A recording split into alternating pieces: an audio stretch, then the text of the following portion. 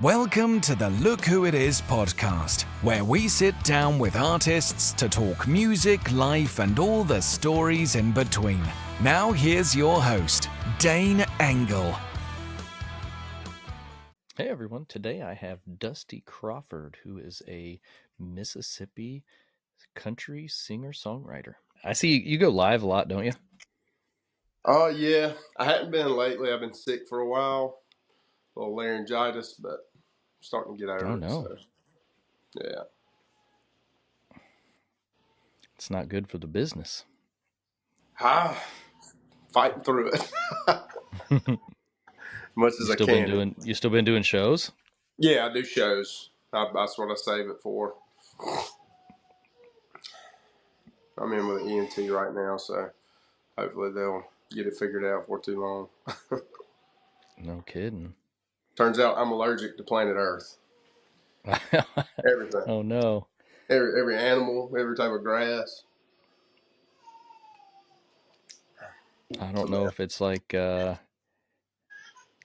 been here, but man, it's been so dry. It's like we haven't gotten any rain. Today's the first day we've gotten rain. And I don't know how long. And it's rained all day. I'd be excited if it rained all day today. Oh, yeah. It's no doubt. Yeah. Hate mowing my yard, so dusty. Yeah.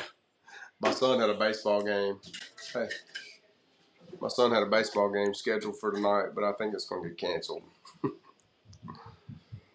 Rained out after months. Yeah. Yeah, there ain't no way. Where are you from? Indiana. Indiana, okay. My brother-in-law's from Indiana. I'm trying to think of the name of the town he's from. I can't remember. He's told me 100 times. Yeah, well, I mean, it's Indiana. Yeah.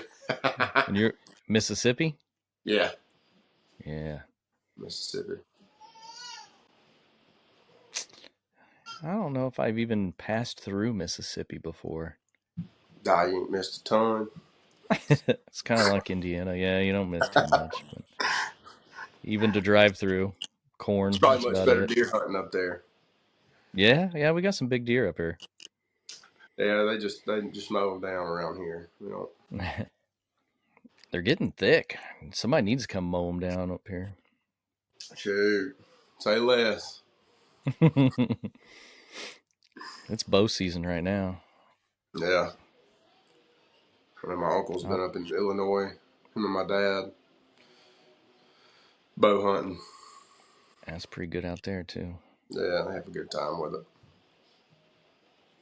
I talked to a guy, Mikkel Buck, on here, and he's a huge hunter. He's in North Carolina, I think. He goes out on public land a lot. Yeah. He's a big bow hunter. I've done that some around here.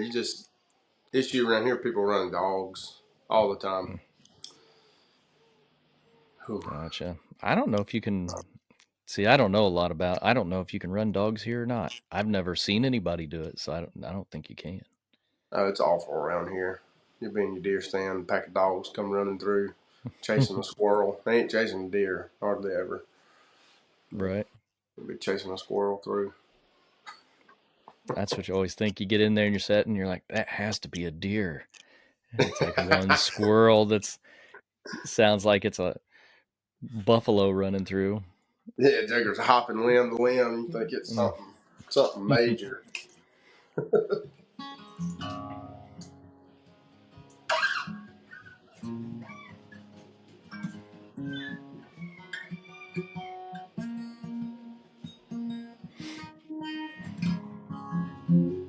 You do a lot of podcasts? I don't. It's my first one. Really? Yeah, I've done a few radio shows Okay.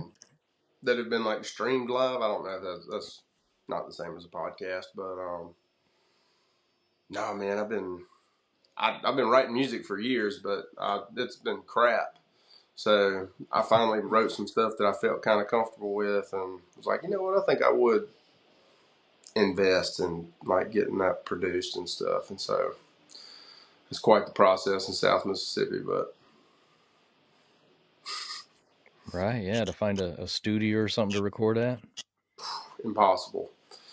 Just happen everything it just works out though. I just happened to come across a guy that works at he works at the same school I work at, and he's been producing music for years. He's pretty good. That's and he'll tell you the same thing I will. It's not Nashville, but it's South Mississippi. Right. Yeah, he said I'm a good South Mississippi producer, but I'm nothing in Nashville. So, but he's a good dude. We worked together on it, and um, we've kind of worked a little.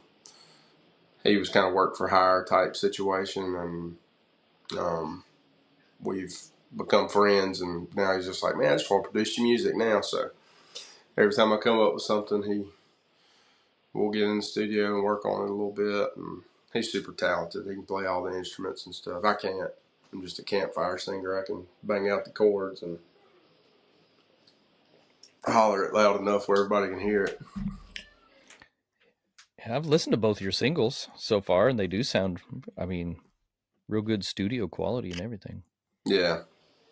I'm still learning.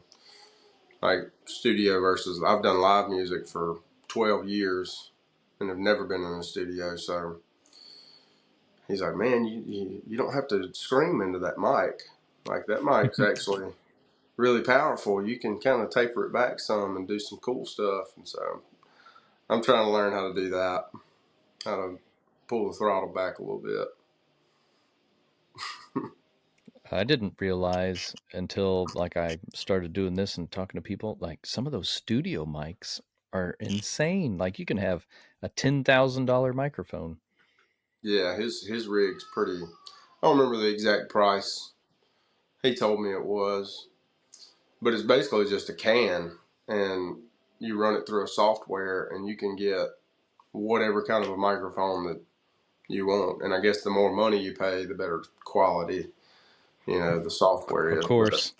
His was probably anywhere from $8,000 to $10,000, if I remember right. It was a very expensive microphone. Yeah. But he's got a drum module that does the same thing. Like he can play the drums and he can make it sound like whatever kit he wants it to sound like. And it's just like one of them little plastic ones, that you can put your headphones on. So it's crazy. You'll be sitting there and he'll have the headphones on and you can't hear it, and you just hear boom, him hitting the plastic. And then you'll put the headphones on. It's just a totally different. Whoa, that is not what I expected out of that. Yeah, that takes a lot. Yeah, to know all that software and how to use it and everything. Oh yeah, it's beyond me for sure. Now, did he go and learn all that, or did he just teach himself? He was he's from around Texas area, and I'm trying to think. He was on tour with a band. It's like a 90s rock band. I can't remember the name of it. He's played like Breaking Benjamin before, but there's another band. They're not as big as like Breaking Benjamin was, but he was on tour with them, with his band, and he hated performing. Just hated it. He said he felt like he had to be too competitive, and he was a big baseball player and all that stuff. So he was like, I'm not supposed to feel like I'm competing with this. So he started teaching himself how to produce music to get out of it, and then went back to college and became a teacher and a coach. He's done all kind of cool stuff.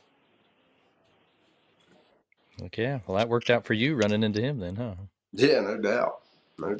He's like 10 minutes from my house, so it's super easy Even to better. slide down there. Yeah, super easy to slide down there. And he's a pretty good songwriter. He he gets invited to like the Bluebird and places like that up in Nashville, and starting to get some recognition in Mississippi as a songwriter.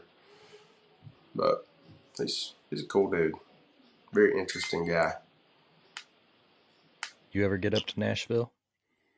I went one time a long time ago. for about a week. And then just now everything's so crazy and hectic. I'm hoping to be able to transition to music full time by next year.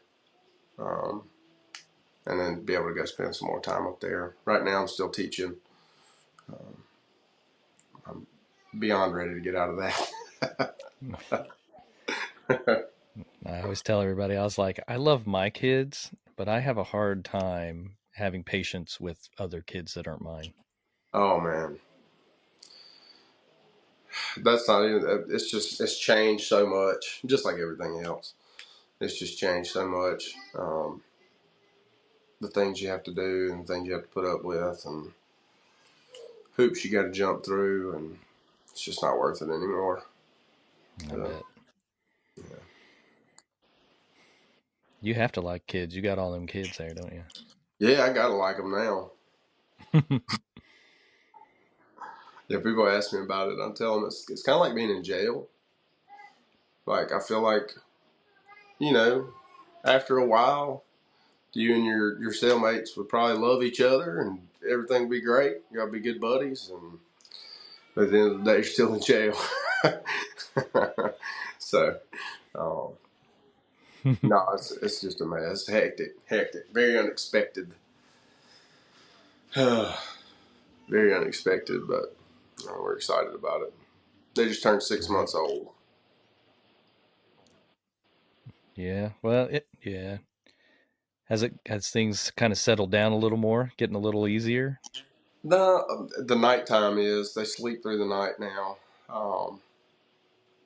but they still just can't do anything for themselves at this point. Right. So, but they can get themselves in a bind. That's about the only thing they can do. They can roll over and roll out of stuff, but other than that, you know. Yeah. Well, you got until they start walking, and then you're screwed. Oh yeah, I figure I probably got like a 3 month window, Mm-hmm. and then my life's really gonna be over with. I'm just gonna be chasing kids everywhere.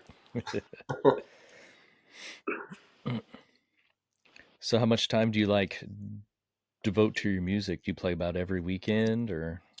Oh yeah, I used to just play like once or twice a month, and then when we found out it was 3 babies, I was like, I'm going back to the pipeline. I gotta go make some money. It's my wife was a business owner, and so she's had to shut her business down. So I was trying to find some jobs to work like night shift, in addition to teaching. And then my wife was like, "Why don't you just try playing more gigs and see what happens there?" And so that's what I did, and it's kind of taken off. I stay busy, anywhere from 10 to 20 gigs a month usually. Keeps me pretty busy, mainly on the weekends. I used to would play any day, but now I've kind of shut off Monday through Wednesday, especially with my son playing baseball. That's his game days are on Monday, Tuesday. So kind of shut that down. Mostly play music at night, during the week, like writing and trying to do my live stuff. But I mostly do it at night when everybody goes to sleep. Try to do it for a couple hours, and then I'll go to sleep for a little bit and go to work. May come home, get a nap, may not. You never know. Right. Depends what I get and what I show up to when I get here. So you said you've been playing for like 12 years? Yeah, I picked it up. Let's see, I'm 31 now. Yeah, almost 13 years. Yeah, I'm going on 13 years. I picked it up right out of high school. I couldn't play ball anymore. That old cliche story. Bummed my knee up and lost all my scholarships, so I couldn't play ball, and figured I honestly was sitting in a recliner, kind of like this one, and couldn't do anything or move. I was just in a bad place, and I found I had a guitar in my house that I was living in. My mom bought me, and so I just grabbed it and started messing around with it. It took me like a day to learn how to tune it. And I just kept watching YouTube videos and picking around on it, and stuck with me since then. I did that for about a year, and then I started playing, started gigging after that. Been doing that ever since. So I you gigged never hard like for a sang while. out or anything before that? No, no, I was a ball player. I didn't. Oh, I didn't. Which nowadays, being like in show choir and stuff is actually really popular. Which I think that's really cool. That it's a popular thing to do in my area. Anyway, I don't know. I know different places are culturally different, but yeah, no, I just always played ball, and then of course you get hanging around some buddies and you're playing guitar and they all want to sing and stuff. And I had a buddy who was like, "Hey man, you're actually pretty good at that. You should keep doing that stuff." And so I don't know. I guess enough people told me to keep doing it, so I was like, "All right, well, I'll keep doing it, I guess." you remember your first gig? First gig was in Macomb, Mississippi, at a restaurant called the Flying Fish. I remember it was me and another guy. I hired a guy. I had a guy help me come in. He was playing cajon, and I borrowed somebody's speakers, hauled them over there, set them up. Did not know what I was doing, how to set up sound equipment whatsoever. But I guess I got it just right somehow, and I think they had like 250 people show up that night. It was nuts. We wound up Wow. playing for like 4 hours. Made a whole bunch of money in tips, and I was hooked. After that, I was like, all right, this was fun here. You knew 4 hours worth of songs? Oh yeah, oh yeah. Hey, hey, buddy. Hey. What you doing? Oh, hey. What you doing? Go back in there. Sorry about that. Dude, I got kids. It ain't no thing.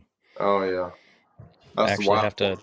I have to leave my house and come up here. I have to come up to my parents' house because I know there's no possible way my kids would be quiet. Oh yeah, they ain't gonna be quiet. They ain't gonna be quiet. There ain't nothing I can do on that one. And I bought this house. I come from the pipeline, and we were still living in my camper.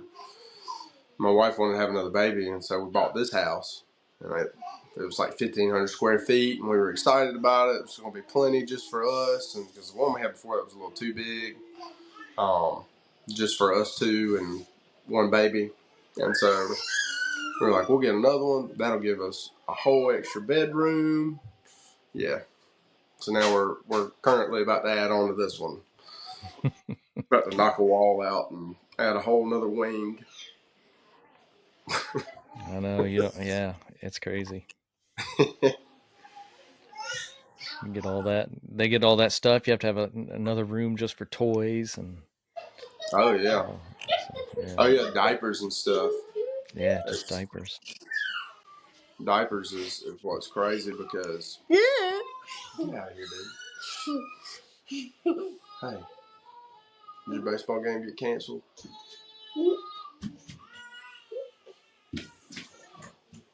Crazy. We had to buy a whole new storage unit, like one of the ones you get put on your property. It's fresh on my mind because I just paid the bill for it today. But we had to get a whole new storage unit just for diapers.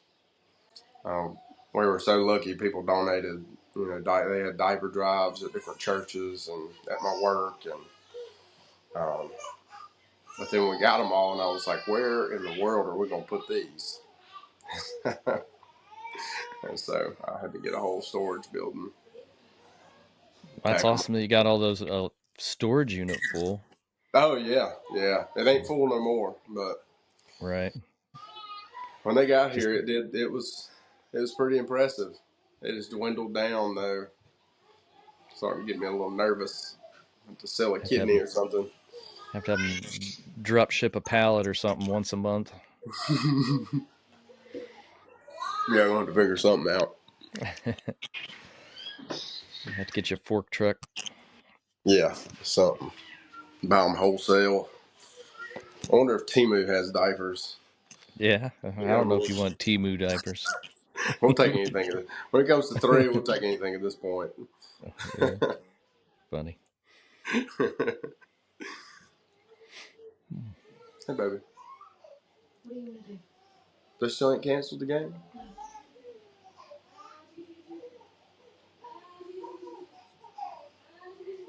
Just hold.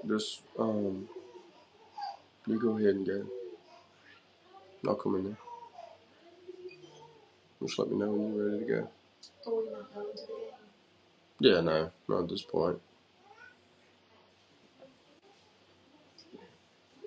I'll just wait on you to go. No, you're good. Go ahead.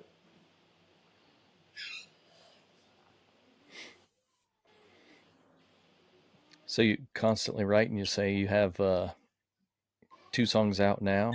You got more recorded, or you plan on recording some more soon? Yeah, I've got another one. I got to go cut final vocals on it probably next week, and then I'll probably drop it the week after that. I'm shooting to drop it October the 25th. And I'm shooting to drop one every month until about April. And then I want to drop like 4 at a time to complete an album. I don't know if I'm using the right terminology for that or not, but Yeah, just it's all right. I'm kind of waterfall them out until I get. My goal is to have a tour set up for next summer, kind of in the southeast region. I'll go further, but that's my goal. I feel like that's a doable goal for me. I got a band Good. that I'm starting to work with, and so we will we'll be kicked off, ready to go probably by December, just to start playing some more local gigs, and then hoping for the summer to kind of run a tour where I'm kind of doing a little bit more traveling. We got some stuff set up in like Shreveport, Louisiana, some places in Florida, some places in Alabama, possibly a place in Georgia, and then a spot in North Carolina. That's a little bit further north than I was planning to go, but I'll go anywhere, to be honest with you, as long as I can find a way to get there. Right. You have you played out live with this band already?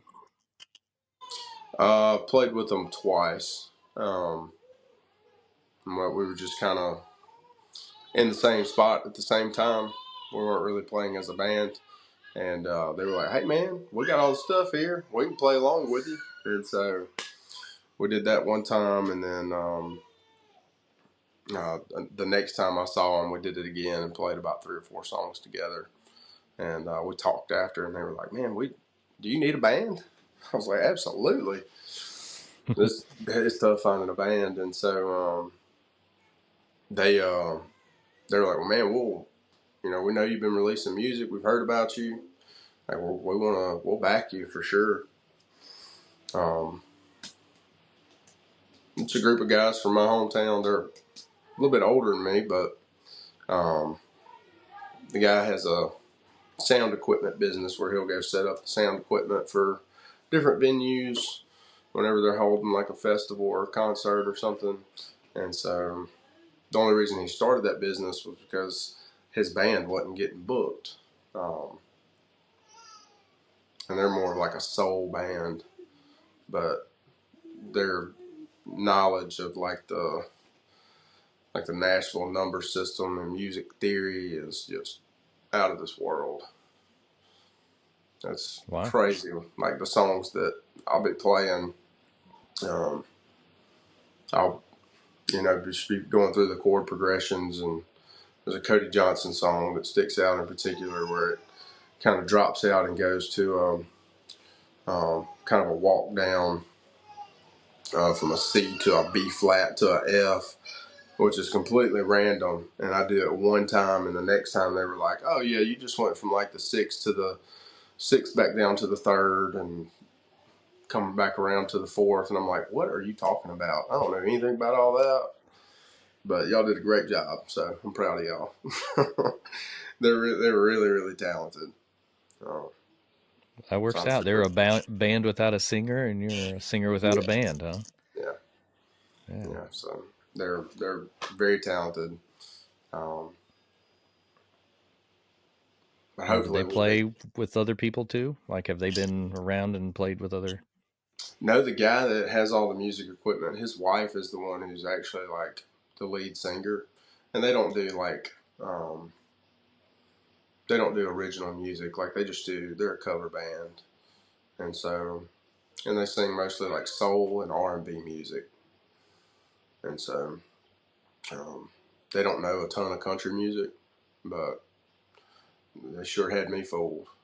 They had it figured out pretty quick, and I like the lead guitarist is really like strong on the blues and can play a lot of nice blues licks and blues scales, and he's just that's right up my alley. I love anything like bluesy. Keith Urban, when he plays more blues licks, those are probably some of my most favorite songs of his. And then you got like John Mayer, of course, which is dude's just unreal. But that's right up my alley. I love kind of that blues style with a mixture of rock. I like all music. I just sound like this, so I try to take advantage of it. Right. I'd sing So Usher do you songs if I could. specifically? Yeah. Hey, have you tried? I've covered a couple of them. Yeah, I have. Awesome. I like some Usher.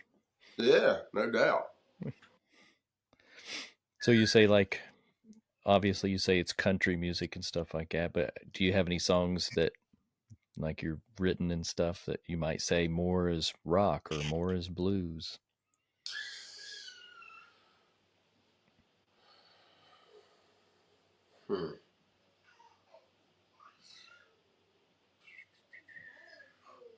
Trying to think off the top of my head.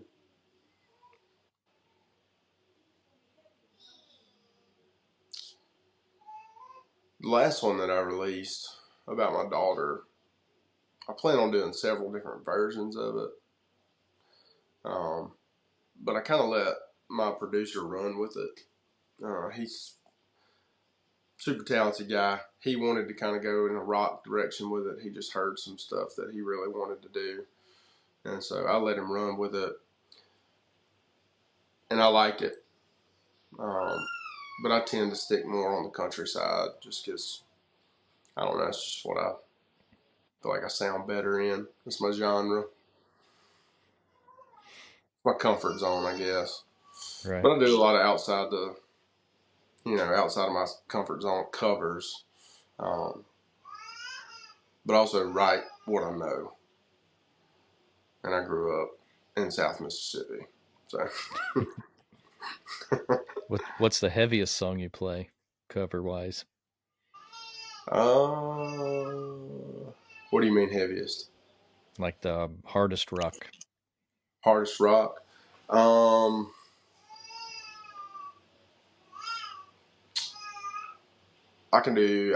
sometimes I'll do Kryptonite by Three Doors Down. I do some Creed. Big Creed fan. I've done some Nickelback. If you don't like Nickelback, you're lying. Trying to think of, which that's kind of my era. That's what I grew up. I remember stealing my brother's Creed CD. And he never knew where it was, and I had it the whole time. I still got it. So, um, of course, Whiskey Myers, I'll play some of their stuff. They get asked for a pretty good bit around here. Between them and Three Doors Down. But that's probably about the heaviest stuff. I really like this new guy, Youngblood. He's really good. That dude's super talented. Yeah. He's got a song called I think it's called Zombie that I've got on my list to work on. It's a good one. So what you do in the evenings then? You practice new songs and write? Yeah, I try to. Sometimes I write during the day. I'll write without, having an instrument. I can just kind of hear it. And then I'll come home and piece it all together. But I try to do all my practice and all that stuff mainly in the evenings and at night.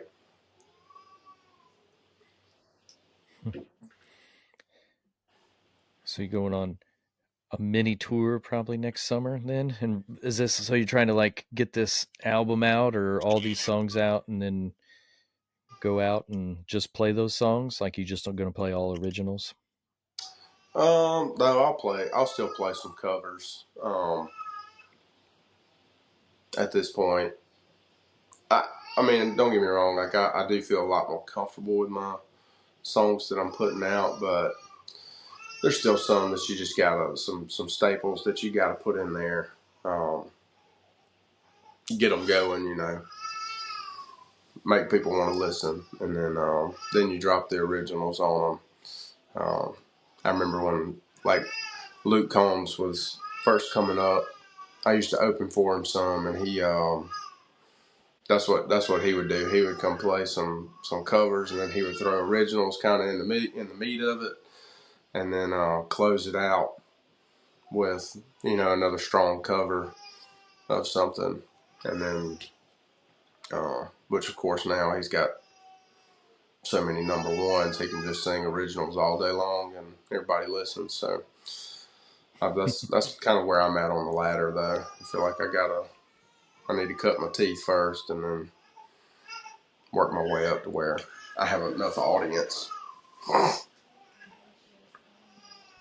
How do you now do you book all your own shows and everything? I do. It's something. Yeah, I feel like that's a full-time job in itself, isn't it? Yeah, it's pretty tough. I book the shows. My wife does the merch. It's a family business. That's what Well, at we least you're gonna call have lots of help. it. I hope so. And then you are you constantly reaching out to new places? Oh yeah. I do try to reach out as much as possible. Um, a lot of times when you reach out to when you reach out to a business, they typically have somebody that books for them, and you would need to get in touch with them. And so getting in touch with them can be kind of difficult, but I do try to reach out a good bit. So now do you ever work with other musicians, like other songwriters and singers other than your producer? I've tried to. Um, it's different around here than it is in different places. A lot of it's almost like everybody's kind of fighting for a spot in South Mississippi, and so when you find somebody that is a songwriter and does a lot of performing around here, and you try to collaborate with them, a lot of times they're not interested, respectfully, but just not really interested. Um, and so I kind of let that ship do what it was going to do a while back, and have just been doing my own thing. Now, you ever thought of going like somewhere else and maybe seeing if you could collab with some people or do some songwriting like outside? Oh, for sure. Oh, for Yeah. sure. I'd love to go to Nashville. But I plan on going to there's a songwriting festival in Gulf Shores at some point. I think in November. I think I'm supposed to go to that, so we'll see. So hopefully I'll meet some folks down there. People come from all over that one. Try to collaborate with them. I feel like, wintertime's probably a good time around the Gulf. Everybody goes down there, and Yeah. it's a lot closer to you than going anywhere else, probably. Oh, for sure. That's about 2 hours from my house to get there, so it's not too far. I used to play down there every Sunday. But yeah, I love it down there. It's a good time. A lot of music. Man, that'd be nice. It's a 12-hour drive for me. Yeah. I can't imagine.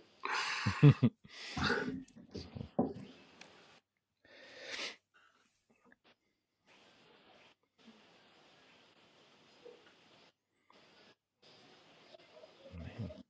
So you got anything coming up this weekend? Yeah, I'm playing a Ducks Unlimited banquet at the Cathead Distillery in Jackson on Thursday.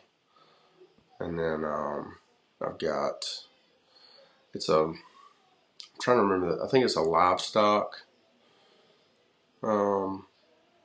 organization. They're having a banquet. And so I'm supposed to play at that on Saturday. So a couple of private events. Well, they're not really private. You can buy tickets for them, but they're not in the restaurant, Right. off to the edge somewhere.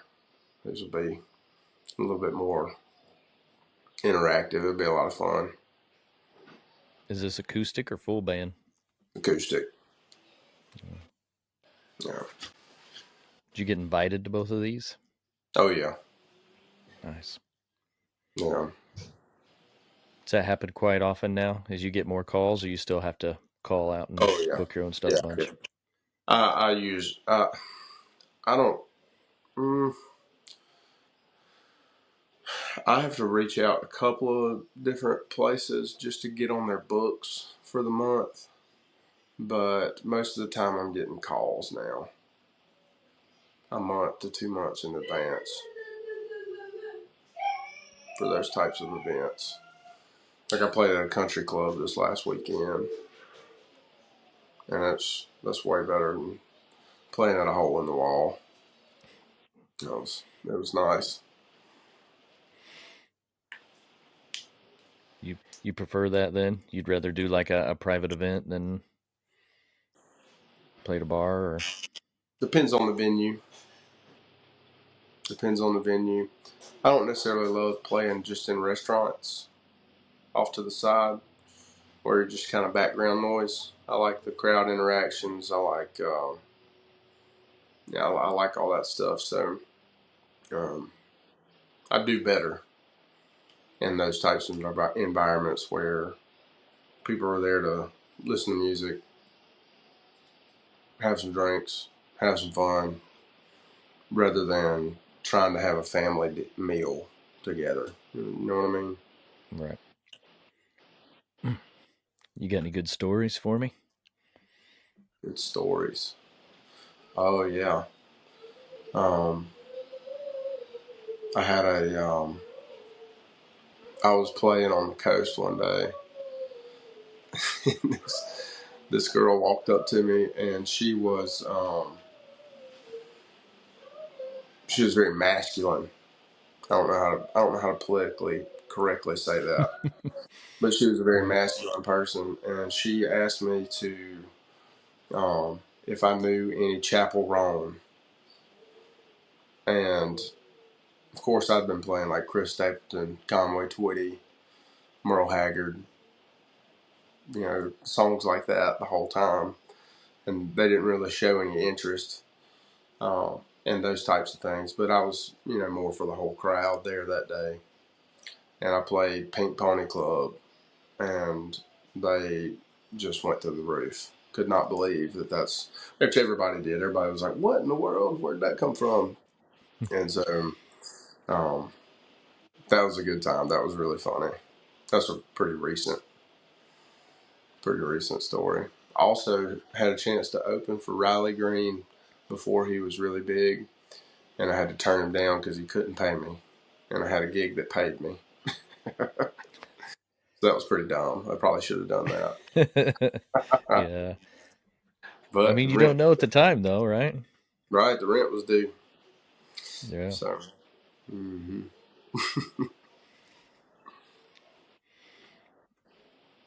Who else have you opened up for? Muscadine Bloodline and Luke Combs opened up for them. Who else? What was that band's name that come through there? That was a long time ago. I can't remember the name of them. They were big at one point. Not, they weren't like huge, but they were a pretty popular band. A lot of really local popular bands I've opened for, but I've never been in a band, so I never was the headliner. You are these all like at the same venue, or? Most of them, yeah, most of them were. There a couple of different venues that were pretty local, but most of them were in Hattiesburg at a venue called Brewski's, and then we had a place. These places aren't open anymore. We had a place called Benny's Boom Boom Room and the Dollar Box.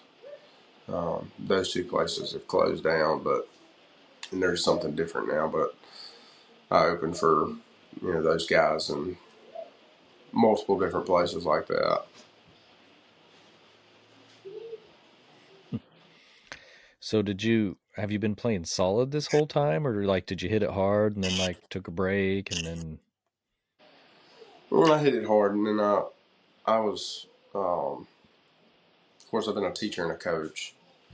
So when I went, when I got out of college, I started doing that, and that took, a lot of my time away from music. But I've always played at some capacity, but I've been heavier at times than others. Right now, I'm probably the heaviest I've ever been, though. Yeah, I mean, yeah, I see you posting gigs and stuff all the time, and then when you play gigs, you also stream live too sometimes. I try to, if I Yeah. can. If I can, I try to stream it live. I've got several people. I've got some people from Tuscaloosa that try to come to my gigs. I've got some guy that I've met that's tuned into my TikTok lives a good bit. I think he's flying his family out from Georgia this Thursday to watch at the Ducks Unlimited banquet. So I try to stream as much as I can because there is a lot of opportunity there. Yeah. Yeah, I noticed a lot too. I've seen a lot of other streamers too that will do that, like especially like Nashville, if they're on Broadway or something, they'll be doing their set and then they'll be set up and record to or go live. Yeah. Yeah, it's a good opportunity in it. Kind of double up. Yeah, definitely. Mm-hmm.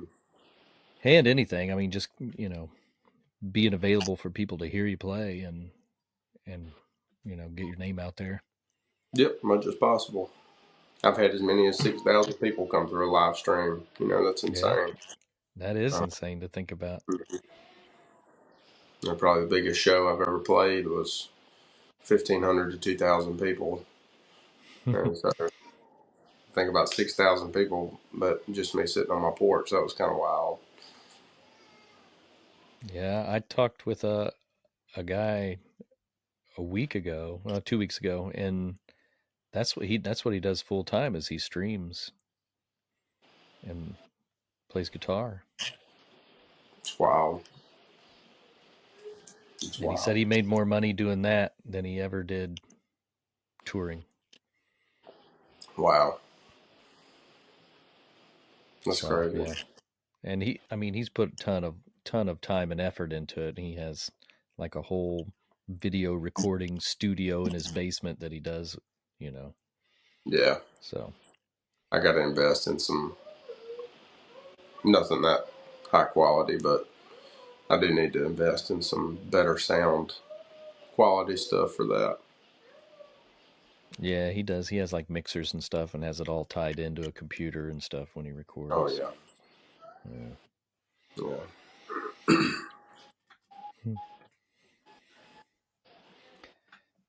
So you're gonna finish out. Let's see. So you started now. So you're gonna finish out through the summer, and then are you gonna be a teacher next fall? I'm hoping not. Yeah. Hoping not. I've got some stuff coming up, and nothing's set in stone, so I don't know, if it'll happen or not. It's a good chance it will. But I've had a pretty big national act reach out to me about going on tour with them. So we'll see what happens. I don't know yet. Nothing's in stone.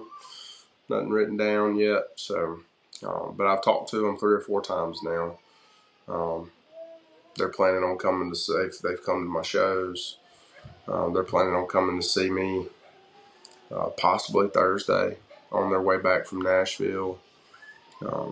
They're from Mississippi, but that'll be a cool opportunity. So I'm hoping that I can plan for that and not go into teaching. That'd be cool. I know that like Texas also has a huge country music scene. Oh yeah, especially around Austin. Yeah, Austin and like some of those guys, like everybody, like they just tour Texas and that's it. You'll have like they'll come out of Texas and do a couple other shows, maybe like Oklahoma and stuff, but they spend the whole year just touring Texas. Yeah, it's quite the state. Blows my mind coming from Indiana, where there's like 2 big towns in the whole state. Yeah, you can do that in a weekend. Yeah.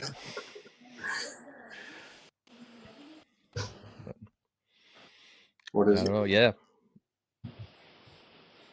Feeding time. Okay. Well, it's feeding time. Yeah. What's that? Every 30 minutes? Yeah. Every 3 hours. Yeah. Whew.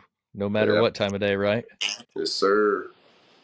All right, man. Well, hey, I glad you had enough time to hop on here with me. All right, man. Well, thanks. I appreciate it. Thanks for coming on. No, thank you, man. All right, have a good one. All right, you too.